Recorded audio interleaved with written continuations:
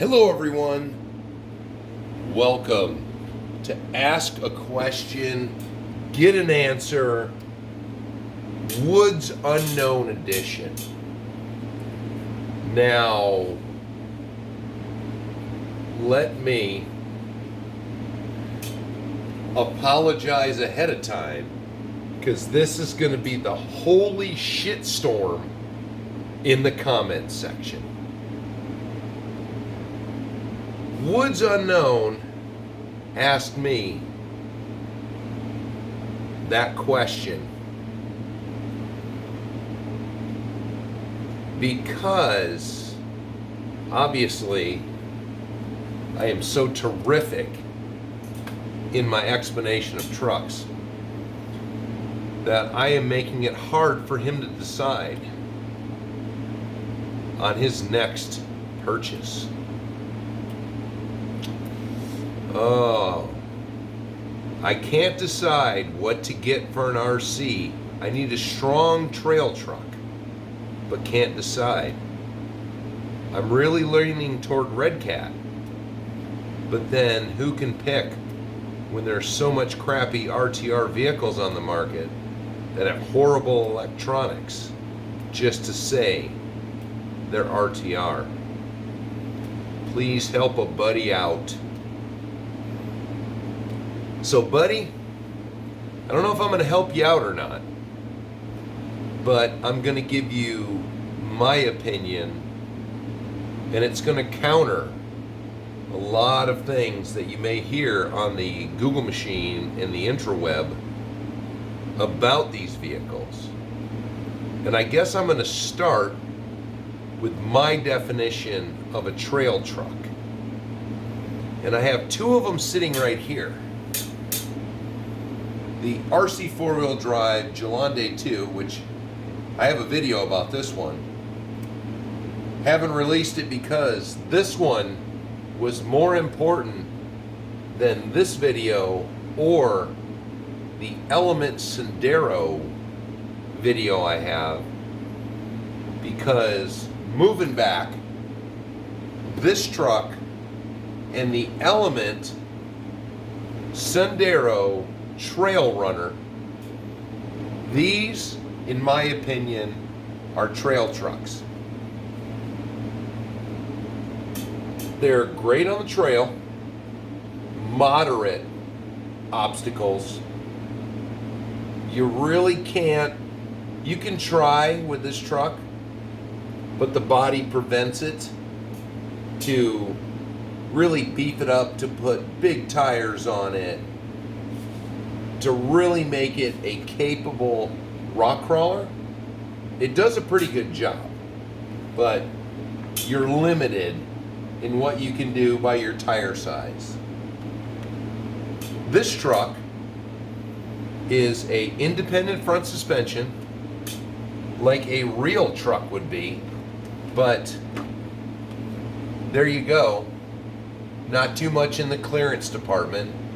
155s for tires, which once again, the body limits what you can do with it. I mean, you can jack it up a little bit, probably not very much looking at the body posts. So, also, I've got my JD Models Desert Runner, which is also independent front suspension, trail towing rig only. You really can't make it any kind of capable off-road vehicle. But when we look over on the wall, I have quite a few rock crawlers, but if you look at, say, the TRX4 with portals, stock tires that it comes with,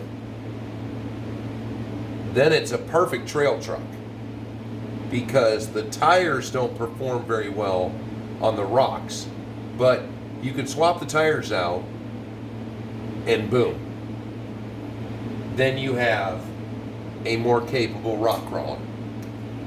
The SCX10 platform, 1, 2, excellent vehicle, straight axle, if you want to challenge yourself, good trail rig, but can be made to be a decent rock crawler. The SCX-10 now, we're in another ballpark because of the price. And we'll get back to that. Now, if we're looking for price value, I will start with my list.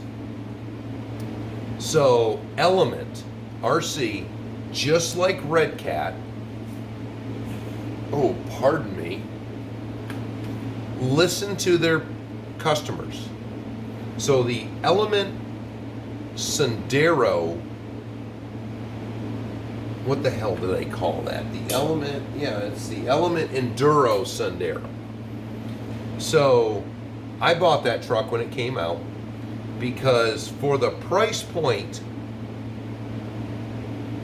of, you know, $350 or whatever it was at the time, you got a vehicle that looked good, had included gearing that you could upgrade it to make it better on the rocks, but then that takes away from the performance of just a trail truck. Because once you start overdriving a front end, you know, then it's not so much of a trail truck. Now you've got a front end that's working harder than a rear end, and I'm sure that'll take a toll on the gearing, transmission, transfer case, the whole setup.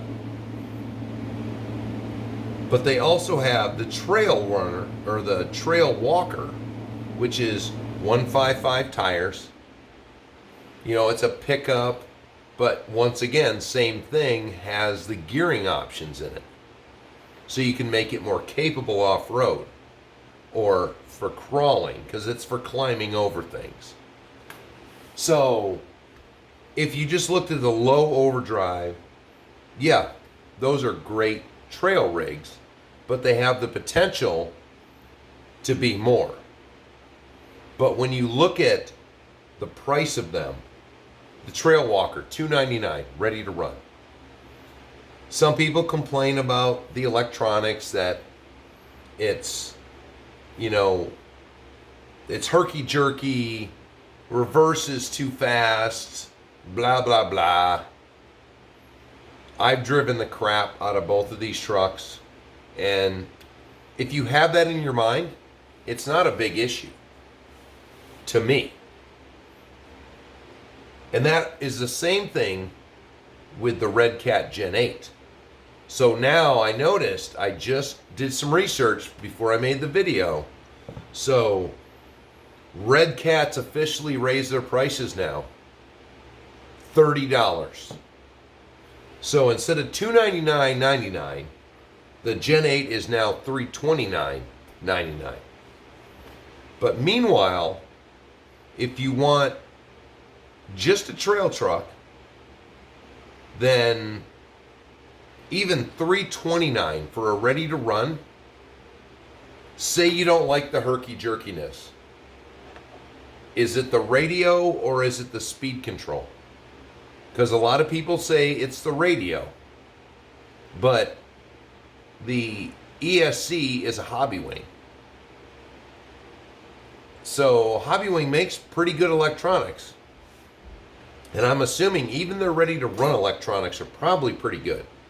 So at $329, say you wanted to throw another radio system in it. There's a lot of low price options for radio systems. So even if you put a $100 radio in it, $329 plus $100, $429, and you've got a decent truck. Or the Trail Walker, if you don't like the herky-jerky with that. Once again, that's Associates Electronics. Is it the radio or is it the speed control? You know, then you got to start wondering. So that would take that one up to $399 if you wanted to replace the radio in it, just to see. And then, for all the radio options, I would go with Hobbywing 1080 all day long. The 1080, it's programmable. It comes with a card. It's $40. Boom. All of those, even just changing out the radio in it, is still way cheaper than, say, I don't know, an Axial SCX10 III that comes out of the box. Half the time the panhard mount's broken or it instantly breaks. You've got a 4-channel receiver in it with a 3-channel radio. You've got an option for the 4th channel that you can't use because the radio won't allow it. So at the bare minimum, it's $100 to get a 5-channel radio just to unlock the options that the truck is made with. So you've already paid $519. So you're at $600 just for the radio. So considering my SCX10 III over on the shelf, which I just put the 5-channel radio in, we're talking with all the brass and the weighted options and the replacement metal components. I'll put a Vanquish VS410 to shame with that price on that truck now. So, going along with some more prices. So if you just want to get a bare bones TRX4 Sport, ready to run, $339. So now we're starting to get into the Elements or straight axles. The Red Cat and the TRX4 are portals. So the TRX4 bare bones with no wheel liners, no adjustability without buying new components, tires that are poor at the best. You're at $339. Still more expensive than the Red Cat that comes fully adjustable.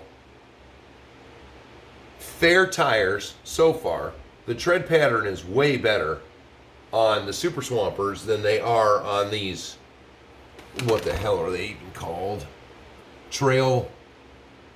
Canyon Trails, which I got to make a video on that too. I did a bunch of cutting up those wheels, but that's not what we're talking about. But meanwhile, you can get $339 ready to run. You can get the Sport Kit, which has the pimped out body in it that comes with the Expedition cage and everything else for $279. And then you have to get your electronics, but being that it's the Sport, you don't have to buy any micro servos. You could get a radio for $60, $50 if you want to get a Tactic or a cheap Spectrum, $40 for a speed control, and a motor. So even then you're looking at a couple $100 on top of the kit, which is already at $279.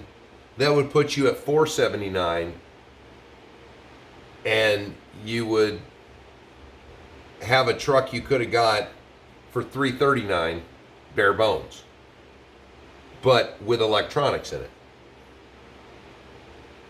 Now the options for Axial, I always lean toward the 1 and 2. You can't get the 1 anymore, so the 2 you can get in the Honcho, or you can get in the 2000 Jeep Cherokee kit.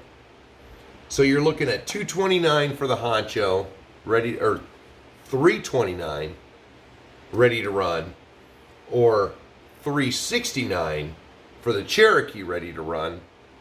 But then once again, you have no fender liners, no adjustability without buying new parts. You've got the stock electronics, which, here's where I can just piss everyone off. I still have AM radios running around in the workshop. My original TRX4, the Defender, the demo model I bought when it first came out, almost 5 years ago now, is running all the stock electronics. It has been in water. It has been crawling. It has rolled, and I don't know what people do other than slam into things that tear up these servos and electronics. You know, I've heard all the horror stories, but I have yet to replace the electronics in any of my vehicles because they let me down, except for that HPI Venture. The steering servo is ridiculous, but it's running the stock electronics. So I don't know if I ever even want in one ear out the other when it comes to stock electronics. But I did see an issue with the SCX-10-3 for the dig servo, and that's part of the reason I got the radio, not only because I wanted to have the 2-speed, I wanted to be able to trim that servo down on the dig. And I've already done that. So that servo should last. But moving back to the prices, so the SCX-10-3 is $519. And there's a good chance that you're going to have some parts that fail. If not in the box when you get it, it'll fail in the long run. So they have made it so these micro servos only work with their Spectrum brand. So there you're screwed. You get a product, a part fails, and you can't replace that part with something you think may be better. Or you can get, for $369, you could get the kit, which once again, you're going to have to get at least a 5-channel radio if you want all the functions that they build into the truck to work. So it all boils down to price point, straight axles, portal axles, and if you want a truck that's only going to do one thing in its life, or if you want the option to make it do something else. I mean, both of these trucks, if you were to replace the bodies on them, yeah, then the world is your oyster. You can modify these into whatever you want. But this truck and the one on the shelf with independent front suspension is always going to be a trail truck, no matter what you do. It is not a rock crawler. So, Woods Unknown, you gave me a tangent, but in my view on the potential of a vehicle, what you can do with them and what you get for your money, Element and Red Cat right now are the highest in my book because they took one of their vehicles each and listened to their customers and fixed the problems they were having. The Red Cat was axle parts breaking, underpowered servo, a body with, black windows, but you get all the bells and whistles with the Red Cat Gen 8. Even for an extra $30, for $329, how can you go wrong? Anything you have to upgrade on that vehicle, you're still $200 away from some of the big names. $200 will get you a lot of upgrades. Same thing with the Elements. At $299 and $359, $359 for the Element Sendero HD, which they addressed the plastic issues where they said the plastics were weak. They included their heavy-duty plastics. They changed the front and rear bumpers around because that truck was having issues with departure and exit angles. They changed the body. The body was rattly and it was a pain in the ass, and they put a cage on it instead. You know, you'd still, for the $359 price point, if you wanted the same bells and whistles that you get with the Red Cat, you'd have to buy some more stuff. Just inner fenders. You know, other than that, you get overdrive, which the Red Cat doesn't have, but Red Cat has tons of aluminum options if you wanted to pimp that truck out, which is already heavy, and for crawling, that is great.